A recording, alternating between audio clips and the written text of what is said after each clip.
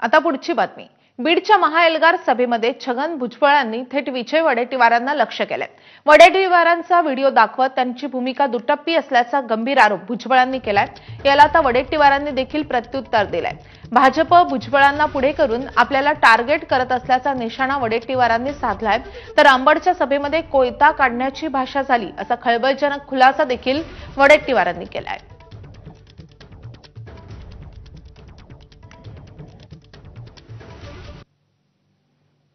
अंबडच्या मीटिंगमध्ये येऊन तुम्ही सांगा आम्ही तुमच्या बरोबर आहोत, नंतर आमच्याकडे आमचा परत पाठ फिरवणार। अंबडला पहिल्यांदा वडेट्टीवार साहेब आले आणि त्यांनी सांगितलं की पक्ष वगैरे बाजूला, हा पिवळा झेंडा हा एकत्र घेऊन आपण जाणार आहोत, लढणार आहोत।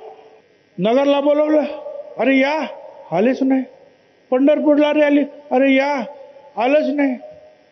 अनेक रॅली झाल्या, बीडला झाले, अरे या, नाही आले। कुठलं प्रेशर तुमच्यावर होतं? ते म्हणतात की अंबडच्या सभेमध्ये आले, नंतर आले नाही। अंबडच्या सभेमध्ये तुम्ही कोयता काढण्याची भाषा झाली तिथे। आपण लढाईमध्ये मराठा ओबीसी लढाईमध्ये कोयता तलवारीची लढाई भाषा करून आपण मिळणार आहे का? आणि राहिला विषय कालचा बीडचा मेळावा झाला, माझी भूमिका होती की या मेळाव्यामध्ये सत्ताधारी पक्षच पूर्ण होता।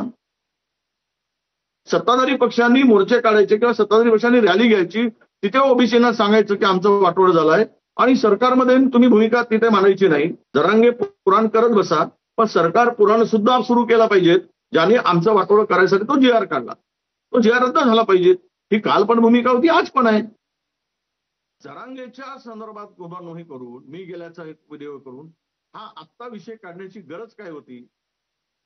तर त्यामध्ये नागपूरमध्ये निघालेला अफाट मोर्चा पाहिल्यानंतर भाजपाला भीती वाटली आणि आपल्या फॅक्टरीतील एक फेक नेरेटिव्हच्या फॅक्टरीतील एक नेत्याला पुढे करून मला टार्गेट करण्याचं काम केलं जात आहे। त्याबद्दल भुजबळ साहेबांचे मी मनापासून आभार मानतो, त्यांना मी धन्यवाद देतो।